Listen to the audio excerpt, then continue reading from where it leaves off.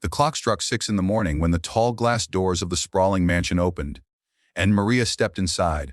She was a maid, carrying her worn-out cleaning bag with quiet dignity.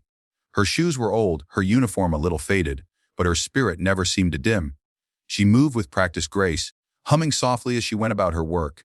This mansion belonged to Daniel Whitmore, one of the city's most notorious millionaires. To the world, Daniel was the epitome of success: expensive cars, a tower named after him, and a reputation for ruthless business deals.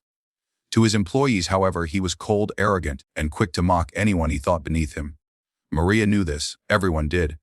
But she also knew something about herself that Daniel could never imagine. Behind the simple uniform and soft smile, she carried a gift that life's hardships had never managed to extinguish. That morning, Daniel was seated at his grand dining table, flipping through a set of documents. His coffee steamed in a golden cup, and his wristwatch gleamed under the chandelier light. He barely noticed Maria wiping down the marble counters, until his phone rang. "Yeah, send me the contract," Daniel barked, irritation lacing his voice. No, it's in Mandarin. Find someone to translate it." Then, he hung up with a scowl. Maria froze for a second. Mandarin?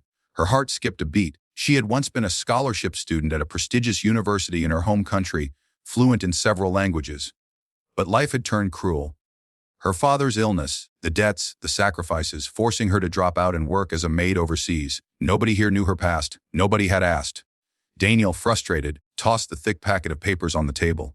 He noticed Maria eyeing it as she polished the table edge. "What?" he snapped, a smirk tugging at his lips. "Think you can read this? This isn't your soap opera script, Maid.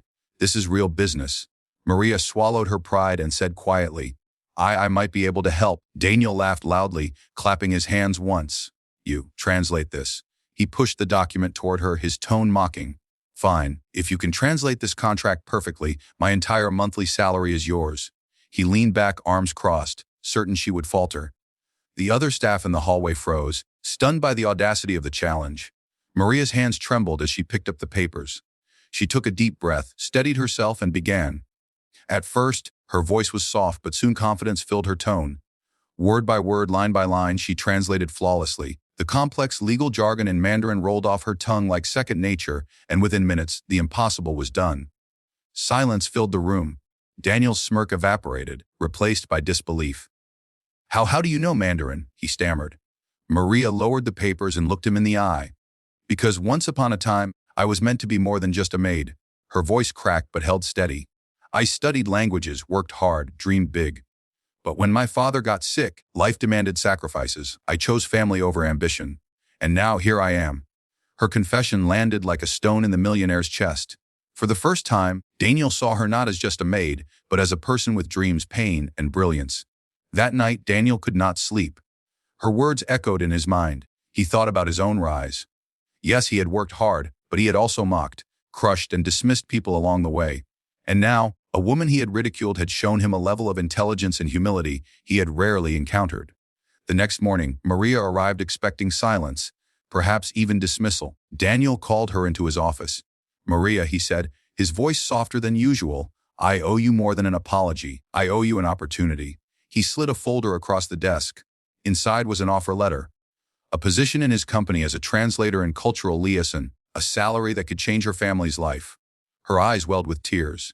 "Sir, I don't know what to say." "Say yes?" Daniel interrupted with a small smile. "You earned it. Yesterday you taught me something I'd forgotten. That everyone has a story, and sometimes the greatest talent hides where you least expect it."